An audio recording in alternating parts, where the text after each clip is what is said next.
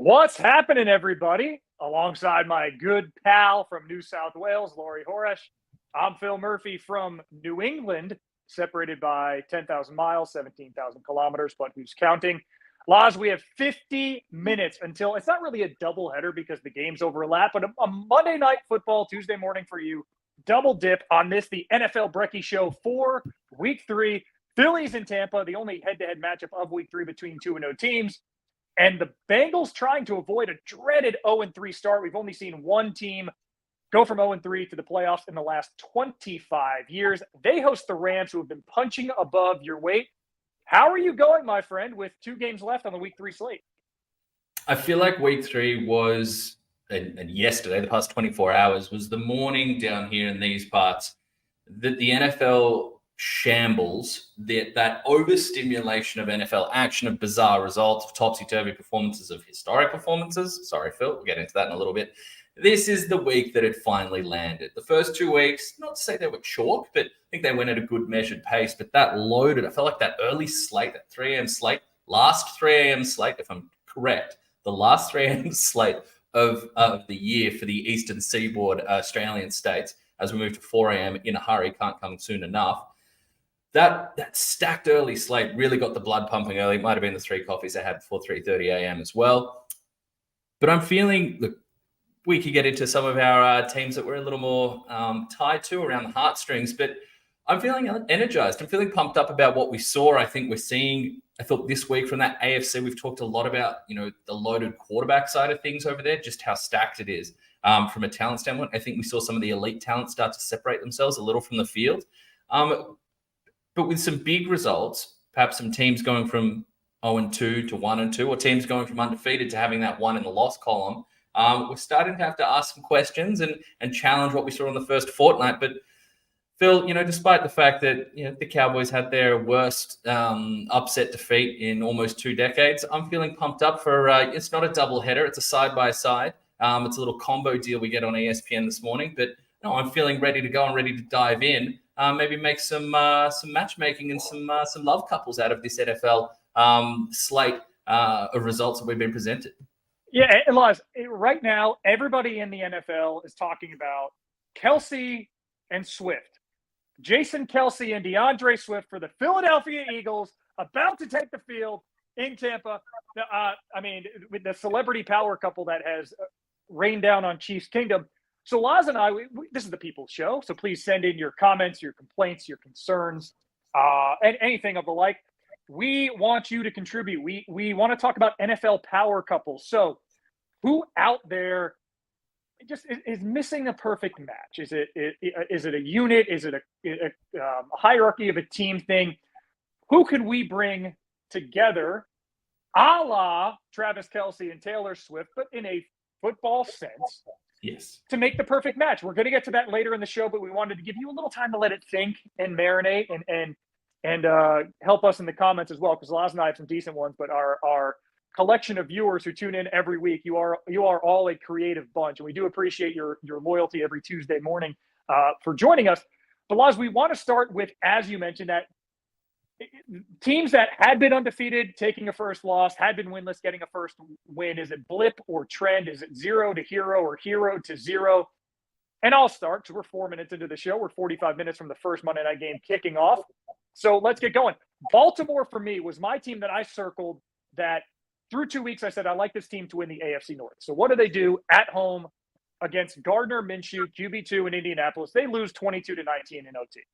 Am I concerned? I had the Bengals as my pick to reach the Super Bowl for the AFC and win the Super Bowl. That is incorrigibly tied to Joe Burrow's long-term health with his calf muscle. But I did pick the Ravens to win the division. I had the Bengals going through as a wild card team. I thought the Bengals are their best. In January, the Ravens were my pick and are my pick to win the AFC North. Am I concerned after a 2-0 start, losing a game at home to Indianapolis? Not at all. This is the first time in Lamar Jackson's career he's had multiple rushing TDs in a Baltimore loss. And just watching that game, Baltimore was keeping the Colts offense at bay. They allowed 2 red zone possessions all game. Matt Gay turned into the combination of Justin Tucker and Mike Vanderjagt and Sebastian Janikowski. That was such a difficult field to kick on. Justin Tucker has the record for the longest field goal in NFL history. He was short from 61. Not a short kick, but he has the leg to hit from 5-10 yards beyond that. Matt Gay went 5 for 5, and he was a perfect 4 for 4 from beyond 50 yards, setting an NFL record for 50-yard kicks. So you got a kicker hitting a record length in messy conditions. And even still, on a 4th down in OT, there was a dubious defensive pass interference oversight on EJ Speed when he basically tackled Zay Flowers at the 38-yard line. If not for that, then Baltimore's got a 1st and 10. They should have at the plus 38. At worst, this is a tie, but probably giving Justin Tucker a chance to redeem himself. Yeah, their next 3 are at Cleveland, who's been terrific defensively at home, at Pittsburgh, always a tough out, and at Tennessee, who does also play better at Nissan Stadium. But Laz, I'm still buying the Ravens. This is going to be one of those just head scratchers. 2 or 3 things had to come together for the Ravens to lose this game. No concern whatsoever. They are still a hero. Ravens fans, I mean, I've been on board with you this season. They're my pick to win the whole thing. Doesn't, go get that Super Bowl ring for Lamar Jackson and the rest of that roster. It doesn't help when you got, more than half a dozen starters out of the lineup. But Phil, before I hit my team, I just want to ask, maybe this isn't the bad sign that Ravens fans might be feeling, throwing away a game or coming up short, literally just short. Justin Tucker's attempt at taking this one out as the dying seconds ticked off there. But maybe this isn't the bad sign you think it is, because if I think back a year and I think back to the Super Bowl champion was the Kansas City Chiefs, did they not come up short in a tight one against the Indianapolis Colts and get a surprising L on their register during the regular season? So perhaps the Colts, even without Anthony Richardson in this one, perhaps they're a defeat to the Colts can actually be a sign of good things to come. We saw Lamar more of his rushing game on show in this one, as opposed to last week when he was absolutely surgical, slicing and dicing from the pocket. I think those two things are going to come together. They'll get healthier again as this season comes along. Some of their star talent comes back. No panic stations there. Not full panic stations. It's going to be a lot of noise. Studio Shows are going to have an absolute ball with this one this week. The Dallas Cowboys losing. I mentioned earlier, depends when you got it during the week, but they were double-digit favorites against the Arizona Cardinals, who've been feisty, plucky, dogged, determined, being able to get pressure and at least get first half leads in the first 2 weeks of the season. Week 3, they do it again against the Cowboys. They come out fast. They get the ball out of their hands quick against Dallas. Where's the panic level for the Cowboys after going from 2-0 to 2-1? They lost their 0. They lost their 0 in the loss column. But I think then there's going to be a lot of noise around Dak Prescott. He's not in the top 5 reasons that the Cowboys lost this game. I think from a defensive standpoint, the fact that you give up over 200 yards on the ground after some of the showings you saw in the first couple of weeks, I think the loss of Trayvon Diggs, the reshuffle in the secondary, certainly saw some communication breakdowns there on the big Michael Wilson touchdown where, mid-route, you got 2 guys at the line of scrimmage giving Wilson a free release. You got Malik Hooker, Stephon Gilmore not picking up or not switching. It looks like Malik Hooker thought he might get some help there. He's literally looking back at Gilmore mid-route. Not a good thing when Michael Wilson's over the top. So you're definitely seeing the impact there. The Cowboys moved the ball decently on offense, 1 from 5 from the red zone. That's what's got me the most concerned. I believe Dan Quinn will get things right. I think they'll find the right mix in that back 3. I think the safety talent is still there. You could get a little stronger performance from the linebackers. I'm not sure why Leighton Vander Esch is rushing off the edge. I don't think that's a very efficient use of his talents, but I have faith that this will be, despite the loss they've had in Diggs, that Dan Quinn will get that sorted out. I'm concerned about this red zone offense because they weren't good against the Jets. It was hidden by the fact that it was an absolute dominant showing from the defense. It was a double score game or a multiple score game for most of it, but they weren't successful. They were 2 from 6 from the red zone. Last week, they were 1 from 5 this week. Wait, let me do the maths. That's 3 from 11 over the past 2 weeks. Red zone scoring, getting touchdowns when you get down into that red area. I went back and watched every single play. I wanted the All-22 Coaches film. Wasn't quite ready yet. It will be, and I'll look again today. But I went through and watched every single one of those red zone passing attempts in particular. No one's open. Absolutely no one is open. The Cardinals looked more than comfortable with whatever the Cowboys were throwing at them from a route concept, route pattern standpoint. They were sitting there. There was nothing overly creative. I think the closest thing I saw to an open, that the screen to Dowdle worked well down the right side early. First time the Cowboys have scored a touchdown off a screen, I believe, since 2019, which is just regardless. The rest of those plays, the closest I saw, there was an attempt over the middle to Dalvin Cook that was really tight coverage. He's coming across formation from the right about the goal line. It's a little high. It's tight coverage. It falls incomplete. It's a nice pass breakup from the Cardinals DB there. But The closest on that play, CeeDee Lamb is working in the opposite direction to Brandon Cooks. He's breaking out to the right corner. He's got maybe a step and a half.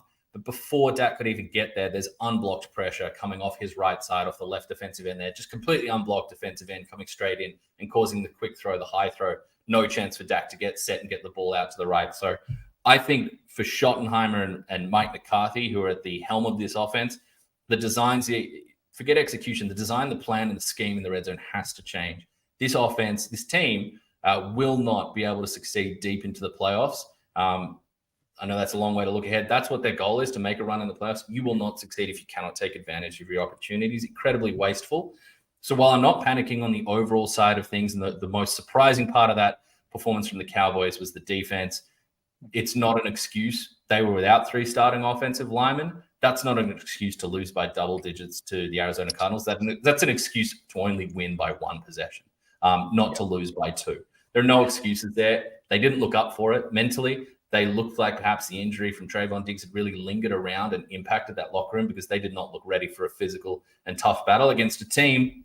A lot of jokes about Jonathan Gannon down there in Arizona with the pew, pew, pew and the ride in the bus, and once his players taking the bus hungry, and all the clips that have come out. A lot of jokes there. But that team is playing above their talent level. They're playing cohesive football. They're playing smart. There was Joshua Dobbs was not. Harry had 4 incompletions on the day, got the ball out quick. So out-coached, out-muscled, out-energied on the day, out-schemed. And I think some harsh questions need to be asked to the Cowboys. They're capable of answering them, but the most pertinent ones reside with Mike McCarthy and his hand-picked offensive coordinator, Brian Schottenheimer. Yeah, Laz, the number for me, 222 rush yards allowed. And you mentioned that thing at the end of Jonathan Gannon, and we clown him on social media. But remember, Dan Campbell, everybody made fun of him for the whole biting kneecaps thing. And how hard do his players play for him, and how much does Detroit's stock look up with him at the helm? Okay, we got 43 minutes till kick.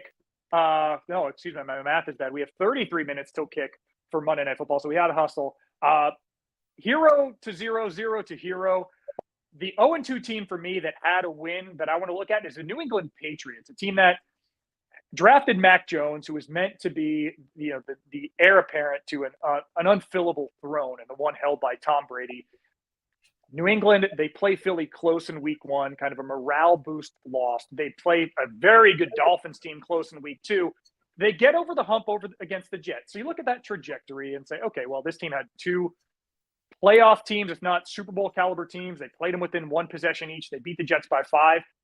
I'm not buying Patriot stock yet, Laz, because I watched a lot of that game living in the New York and Boston area. They had 1 touchdown. It was a 58-yard pass to Pharaoh Brown, and prior to that, Mac Jones was 1 for 11 on throws of 20-plus yards. The Patriots had 0 drives that reached the red zone. 0. They had the long touchdown. They had a long field goal, and they had a safety. Shouts to the defense. They punted the ball 8 times. Yes, they played good defenses, Philly, Miami, New York, the Jets.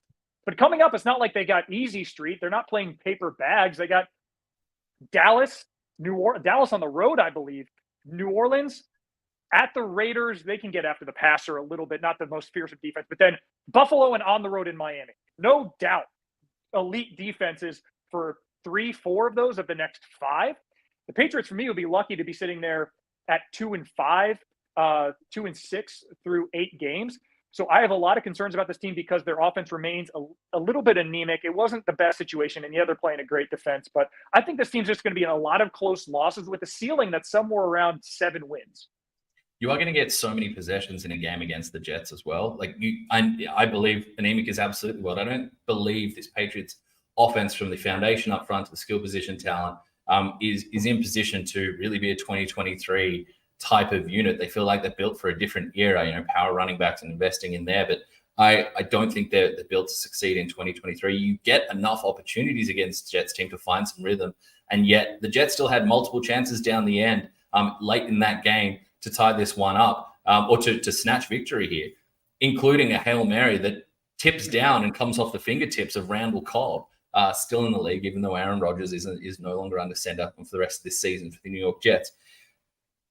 It's not a convincing performance from the Patriots. I don't want to spend too much time because, as you mentioned, the clock's ticking. We're about half an hour mark, so we've got to get out of here, so I'll keep it moving. But, yeah, far from convinced, and I don't think this victory for the Patriots is rainbows on the horizon and nothing but glory days ahead. For me, I'm going to have a look at the LA Chargers, who escaped with a victory against the Minnesota Vikings. Two teams, whilst I think there's a gap in talent from some of the big-name defensive talent that doesn't necessarily equate to a good quality defense on the Chargers side of things compared to the Vikings. I think Justin Herbert's in a different tier to Kirk Cousins, but there's definitely some common traits there with empty calories on offense, not consistently winning situational football and turning that ridiculous talent and generally high production levels that you see from whether it's Addison, the rookie, obviously Justin Jefferson, Kirk Cousins, TJ Hawkinson are on the Chargers side of things, Herbert, Allen, Mike Williams now out for the season with a torn ACL, Austin Eckler when he's healthy.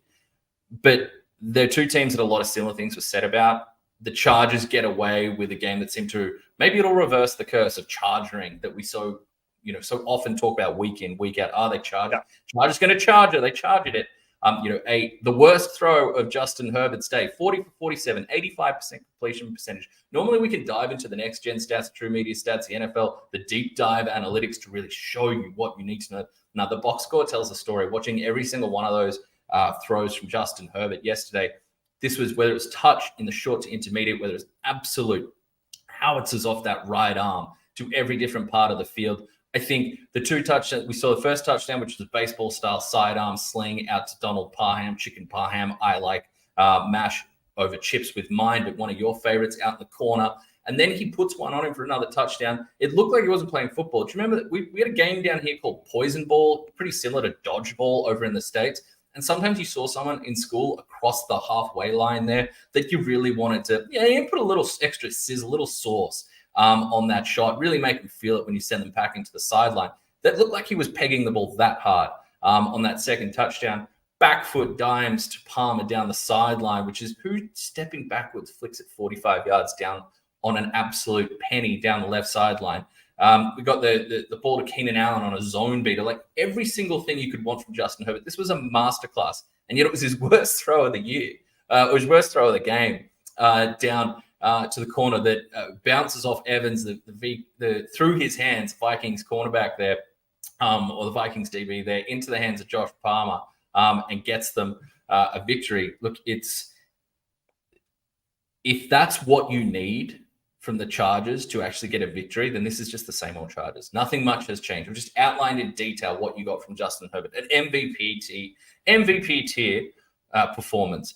But if that's what you need to eke out a 4-point win over a Vikings team that everybody and their dog, cat, and goldfish predicted to regress this year, given their results, undefeated in one-score games in 2022, totally defeated, 0-3 in one-score games in 2023, then nothing much has changed. Brandon Staley, who is a defensive mind, his defense continues to look hapless despite some of the massive names that are on that team. Some of the massive names, J.C. Jackson, that are healthy scratches on the bench for that game, or not even on the bench, in street clothes.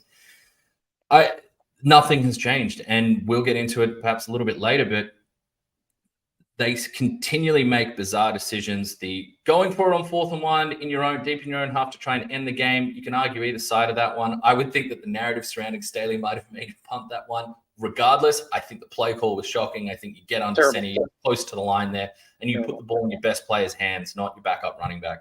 So I'm sorry, Chargers fans. I'm glad you are absolutely quality enough to make a run like you did last year, get into the playoffs, cause some noise, because you have that tier of talent at quarterback. So it's awful to see Mike Williams hurt again. Hopefully Quentin Johnston steps up and Eckler gets back healthy soon too. But I don't have any confidence that this is the year that the on-paper Chargers finally take another step, because too much of this seems more and more of the same. Yeah, Laz, to put some silver lining on that crowd, on that cloud, I do have eyes on them for our NFL power couples. You alluded to getting to it later. We got about 25 minutes till kickoff of Monday Night Football, Bucks and Eagles in Australia. It's on ESPN. If you're watching here stateside, it's on ABC. Laz, it's now time to go to our Hot Take Hotline, brought to you by Macca's. Our friends at Macca's want sizzling hot takes here on the Brekkie Show, and you have provided them. Brad, always an ardent Dolphin supporter, a loyal friend of the show. Brad's hot take is Tua is an MVP fave. Tyreek is second. Laurie, your thoughts? Well, despite the fact this flies in the face of history, and you can get into exactly just how historical it would be for Tyreek Hill to get himself into front-running status for the MVP side of things. What do you think? The fact that you get some slow, at least statistical starts from some of the other names, the Patrick Mahomes of the world, Joe Burrow obviously off to a shocker, and it looking like he'll play in about an hour and a half's time. Catch that one on ESPN as the Bengals tangle with the Rams. But yeah, there's been a bit of a slow start from some of the teams that we thought, or the names that we thought would have thrown themselves up there. I don't think Trevor Lawrence has been, in my opinion, and looking at some of the incompletions, drops, penalties, has been let down, but certainly not throwing himself as one of those bolters. Lamar Jackson, I think, will throw himself in there. But let's just focus on the Tyreek Hill of all this. And look what the Dolphins did, what Tua and Tyreek, the running game, Raheem Mostert, Devon Achane, apparently. We got a change in pronunciation there, Achane. What they put up with, over 350 yards for the air, over 350 yards on the ground, 70 points on your Broncos. We'll get into it a little bit, but what Tyreek Hill does, okay, statistically, he's in position to tick some boxes. Could he challenge? Absolutely, for 2,000 yards receiving.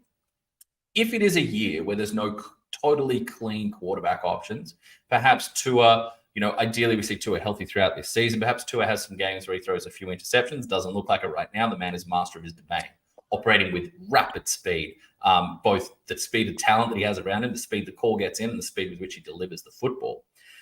But if Tua has a couple of games where there's a few turnovers whilst Tyreek Hill still excels and helps a team to a victory, that can create that little bit of disparity or just a little bit of separation there in terms of how we look at this. But statistically, he's going to be able to do it. The box score scouts are going to be able to look at it, especially if he puts up 2,000 yards in a season or something like it.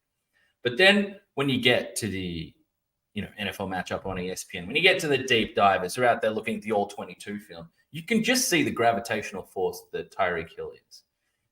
They're getting rid of the ball quickly. It is not always bombs away downfield, 50-yard plus throws, but they get rid of the ball quickly in a different way. Whilst there's plenty of quick hitting offenses, there's quarterbacks that love to work quick game, which is really getting the ball out of there quickly, which talk 3, 4, 5, 6, 7-yard routes, taking what the defense will give you.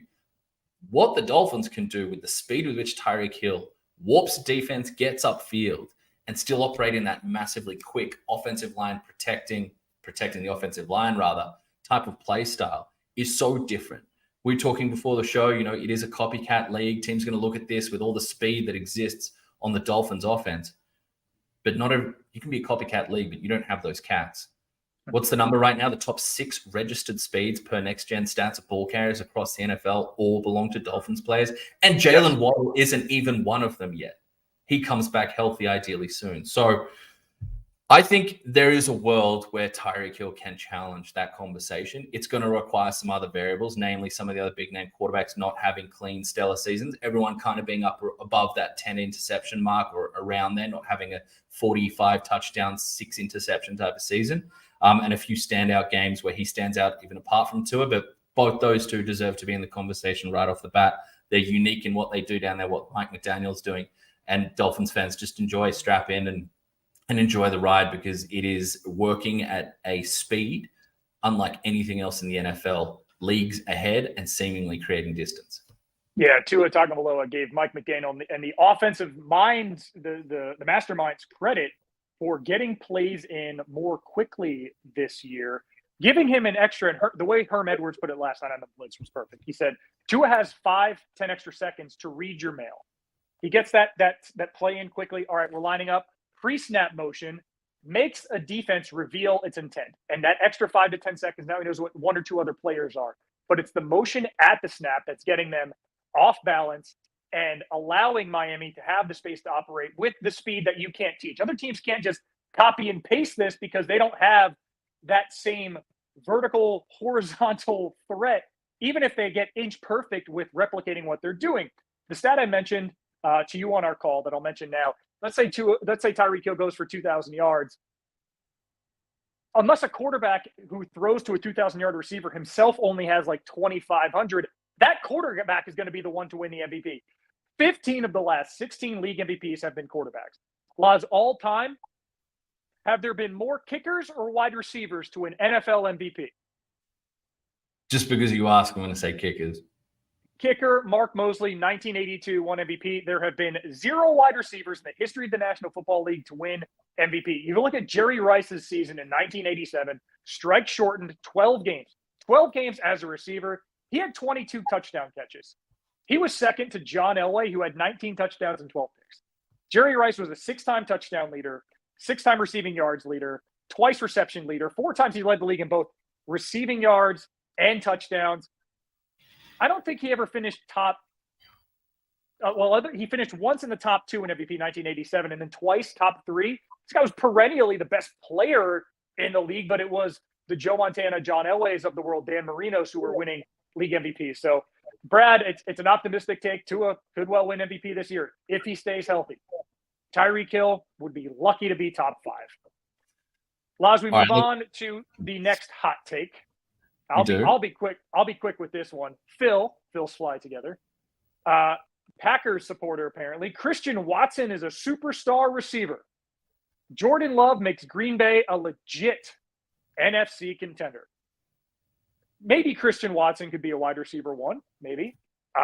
Of the 84 receivers to be targeted at least 48 times last year, Watson's drop percentage ranks 80th. So he's got a serious drop problem. Let's say he resolves that. He has the ability to be a wide receiver 1. Jordan Love's only completing 53% of his passes, even with the comeback against the Saints at home. And I'm not going to discredit Green Bay's comeback because of Derek Carr, because Jameis Winston wasn't altogether poor. And the Packers were without some starters on their O-line, some starters in the backfield, some key pieces. They were without them. But Jordan Love's completion percentage above expectation or over expectation, his CPOE is minus 9.9. Only Justin Fields is worse in the NFL. So Jordan Love showed some maturity in the fourth quarter, led the team back. That's great. Not in the year of our Lord 2023 is Jordan Love making the Packers an NFC contender. Period. I think it's a strong stance. I think it's a tough stance for folks like Phil, not you, Phil, our commentator here, who I can confirm per sources is a devout Green Bay Packers fan, although I think he's been known to flirt with some other teams. So maybe not that devout, all in all.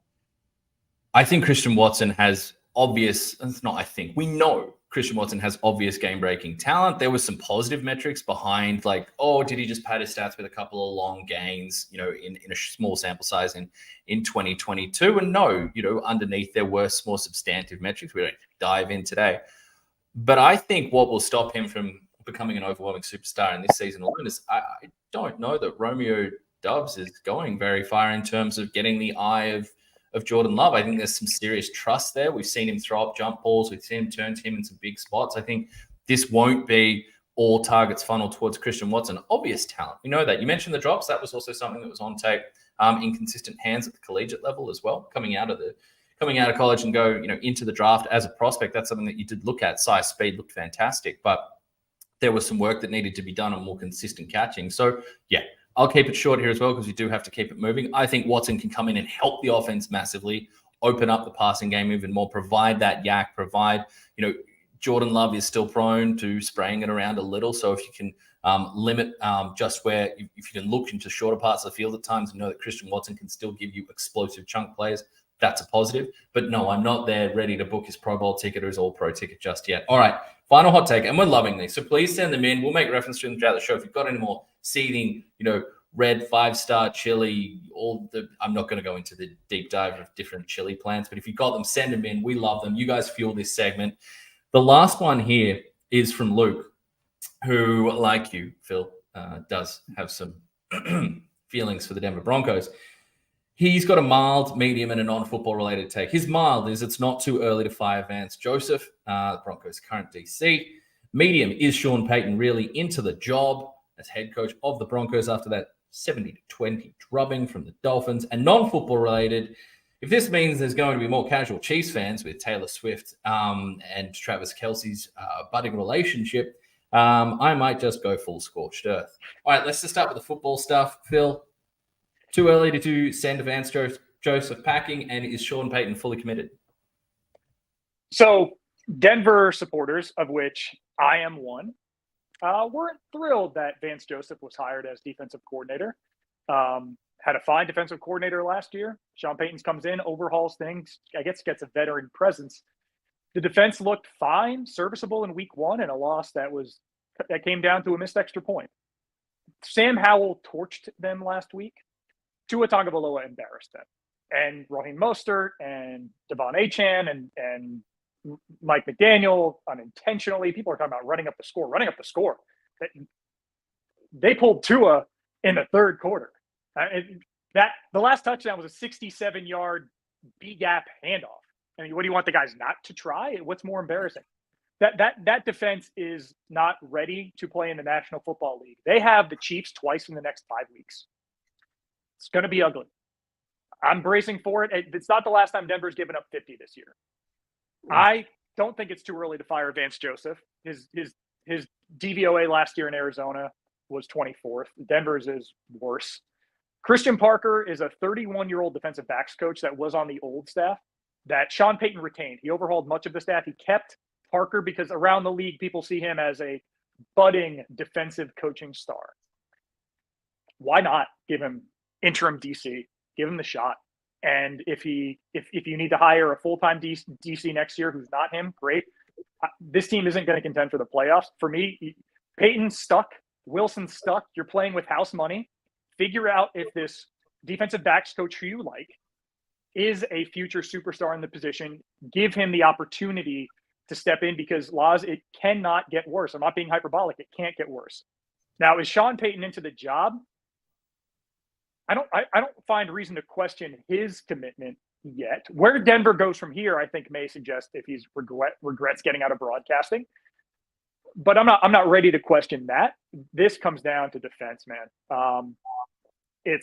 Yeah. And honestly, Brad, if Denver continues to play at this clip and they lose to Kansas City, they got the Bears coming up this week.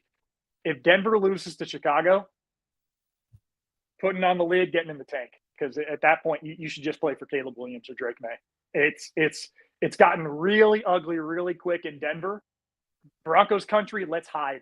That was a rough watch. I don't think there's much more that I need to say there. I think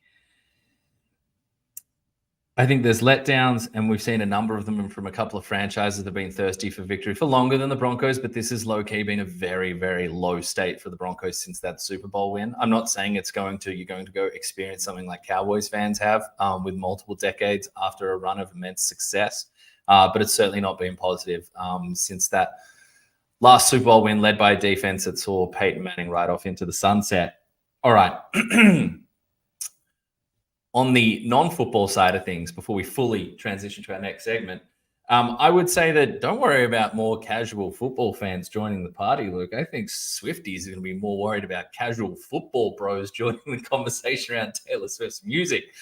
There might be more Swifties than football fans. Actually, I would put, there's not a might. There are definitely, if you think about the 100%. Impact, no shots to the NFL there, which we love seeing its international reach grow each and each year. But yeah, the Swifties outnumber the NFL fans. Maybe they're a little more concerned. Just look, if you just, maybe your team, obviously Luke and Phil speaking directly about the Broncos, but maybe you had fantasy heartbreak this season, or maybe your team didn't, this week, maybe your team didn't perform, and you just want to step out into a different world, go jump on Taylor Swift Twitter and see the reactions there, because that is a bizarre place. All right, Phil, that seems like a natural transition from the hot take hotline. It seems like just an easy move from there on the topic of Taylor Swift and Travis Kelce, which may have been covered on social media. I'm not sure. Maybe check some of the ESPN social accounts. There might be some content out there. But it's time for some NFL matchmaking. And this is one, unsurprisingly, concocted by me. This is dream power couples from across the league we're looking at. Think of it like this. And we want your comments. We're pressed for time today, but we will give you a shout out. The best ones that we see flush through in the comments. But this is one where look at a team that's really missing something.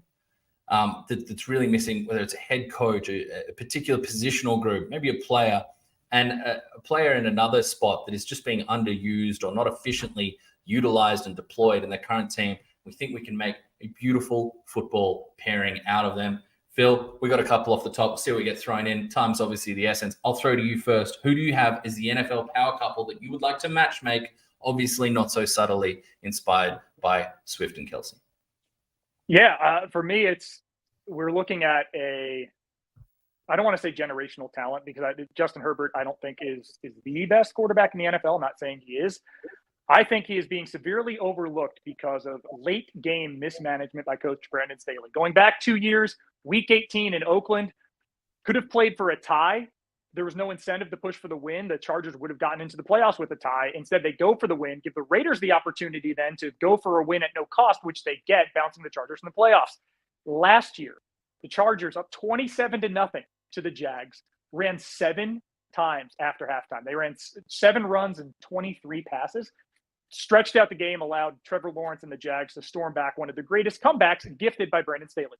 You mentioned the Chargers in the zero or hero segment, that 4th and 1 at the 24-yard line. I know the numbers may say go for it. What they don't say is line up your running back as a fullback, have your tight end, Donald Parham, lined up over a 3-4 defensive end and John Bullard and try and keep him from crossing your face. It was egregious. And that play never had a chance of working. And you gifted the Vikings a short field, which they gifted back. I think Kirk Cousins unfairly getting heat for that interception. Yeah, he put a little too much on it, but TJ Hawkinson, the ball bounces off his hands over his head. K9, Kenneth Murray, who I love, gets on it and ends the game with an interception. But watching some of those throws that Justin Herbert's able to put into tight windows, that just things you can't teach or replicate no matter who the quarterback might be in your huddle. So my matchmaking for him, my heart for Justin Herbert, is Ben Johnson to come in, an offensive coordinator who will get a head coaching job next season, usurp, Kellen Moore, offensive coordinator, skip over him. Dan Campbell, during Hard Knocks, kind of hid Ben Johnson, made him like his dirty little secret that nobody could know about, kept him off camera. Ben Johnson's offense in his first year as coordinator in Detroit, DVOA was 5, only behind Kansas City, Buffalo, Philly, and Cincinnati. That is elite offense. Detroit, that analytics said Detroit was right behind them. He's got experience as an offensive coordinator, but also a QB, tight end, wide receiver coach in Miami, a tight end coach, and passing game coordinator in Detroit. Match made in heaven. You give him that offense. The Chargers won't have to work so hard to win. It shouldn't be by the skin of your teeth when you're 40 for 47 passing over 400 yards. They're the first team in NFL history to go first two games, over 50 points total scored, no turnovers, and be 0-2. 33 teams had done that before them. All of them were 1-1 or 2-0, except LA. Game mismanagement. I know Brandon Staley's a terrific defensive mind. Right now, he needs to be a defensive coordinator. Ben Johnson and Justin Herbert, match made in heaven. You said the words in there. It shouldn't be this hard. It's like a script. We're talking about matchmaking. It's like a quote, a script from a Hallmark movie. Sorry, a Disney Plus great romantic comedy movie. Where two folks that are sitting there and clearly have affection for each other. Whether you want to call that Herbert and Staley, or the Chargers and Staley in general, the playing group and Staley. But there's affection. Maybe there's love there. But you sit there on the couch and you just look at each other like, it shouldn't be this hard. And that's how it feels at times too often for Brandon Staley, who I think is a fantastic football mind, but it's not clicking consistently enough and convincingly enough. All right, quickly for me, I'm doing some rescuing in here. I've got a number for you, Phil. It's 32. That is a number of collective total targets that outstanding top 10 receiving talent, Drake London and Kyle Pitts, have registered together through 3 weeks. Just over 10 targets combined per week. That's what one of them should have, not both. This, especially in games where you've been either behind or competitive. I know that Arthur Smith, has built a lot of respect, and he's a smart offensive football mind. The architect of the great Derrick Henry and the peak of Ryan Tannehill's career in Tennessee Titans, with that hard play action, staying in the pocket, delivering downfield, get A.J. Brown going, get some productivity out of the tight end position, have Derrick Henry absolutely take over games. Desmond Ridder is a limited quarterback at this point. He's young. From an accuracy standpoint, he's prone to spraying a few balls, including some key situational passes where he did look at Drake London. But this can't be the ceiling, or this can't be the efficiency, the effectiveness, or just the overall use of such talent. I know Bijan Robinson in the run game is the core of it, Tyler Algier as well. But Drake London and Kyle Pitts deserve better. They deserve more. And that's why I'm sending them over to someone I believe would pair them up well. That's Anthony Richardson, Shane Steichen, and the Indianapolis Colts. Michael Pittman is having a nice little bounce back, even performing decently with Gardner Minshew under center in week 3. Hopefully we get Richardson back for week 4. But you think what Pittman, London, Pitts, we'll see about Jonathan Taylor coming back someday, but you see what those 3 can do. Hey, when Zach Moss is trucking people. But see what those 3 could do in a Shane Steichen offense that puts you in position to succeed, that knows how to use. It's not pass heavy all the time, but it's an efficient, effective, and constant use of the talent around you. I think it's wasteful. I think Arthur Smith is a good offensive mind, great offensive mind. Knows more, has forgotten more about football than I'll ever know. But I don't think we run a lot, we don't pass the ball a lot. I said I don't think it's cute. I think it's wasteful, especially when you marry it up with what the front office has done, investing resources in skill position talent, not named Bijan Robinson. And I think it limits you because you will fall behind in games. You have an improving secondary, I think, but you will fall behind against offensively talented teams like the Detroit Lions, who did a fantastic job taking away the run, limiting Bijan to 3.3 yards per carry and forcing you out of that. You need to be able to be multifaceted in 2023. It's not cute. Use your best talent. Otherwise, I will go find them a couple that is more suited. And for me, that is Shane Steichen, Anthony Richardson, the Indianapolis Colts. Just going to look off into the distance for a minute here, but what a beautiful sight that would be with those guys joining up with likes of Kyle Pitts, Drake London. That's all I got to say about that. So, Laz, those are our power couples. Of course, send us yours. We have Monday Night Football, though, starting in 7 minutes. So we got to get you going to that. Laz, it's time for our tips. Back by popular demand, presented by Tab. Laz, I'm starting in Cincinnati. The Bengals looking to avoid an 0-2 start at best. We're getting, and I maybe should have been on my phone during this show to see if we had a Joe Burrow update. At best, you're getting a 50% Joe Burrow. You could be getting Jake Browning, who has one more career pass attempt than me. You're giving a thumbs up? It's expected to be Burrow. Expected to be Burrow. We saw his inability to drive off that right foot in throwing to Jamar Chase in weeks 1 and 2. Chase had 5 catches in each of those games, didn't crack 40 yards in either. His market right now is 75.5 receiving yards at $1.75. I don't trust Burrow's ability to drive it downfield. I do trust his ability to lead this team and manufacture a much-needed win for Cincinnati, but I don't think this is Jamar Chase's breakout game. Not until Burrow is closer to top fitness, especially with an offensive line that hasn't been playing well. You're not going to be getting big chunk plays. It's going to require some patience, maybe getting behind down in distance a little bit. So give me Jamar Chase under 75.5 receiving yards at $1.75. Nice one. In this one, I'm going to look to the running back stocks on the LA Rams. I'm looking at Kyren Williams, who's been handed the mantle there. Cam Akers shipped out of town. He's had 14 carries, 15 carries. The line has moved up to 16.5, getting that at an even 2-1 on Tab for him to go over 16.5 carries. I think in a game where, as you just outlined what we expect from the Bengals offense, I don't think a well-coached and surprising and resurgent Matthew Stafford-led LA Rams offense is going to get blown out of this one. I think they'll certainly be in position to run the ball. I've got Kyren Williams going over that mark there.